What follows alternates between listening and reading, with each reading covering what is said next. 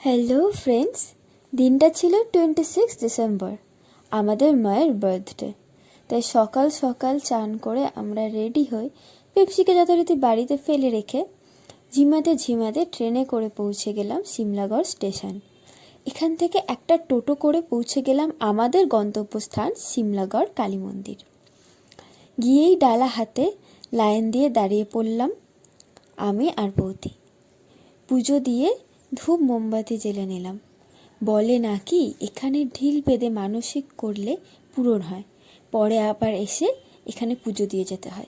তাই এই ঢিল বেঁধে মানসিক করা শুভ কাজটা মাকেই দিয়ে করালাম। দিয়ে আমি একটু ক্যাত মেরে চলে গেলাম সামনের একটা হোটেলে লুচি ঘুগনি খেতে। খিদে পেটে সবই অমৃত লাগে। দিয়ে ট্রেনে করে আবার বাড়ি।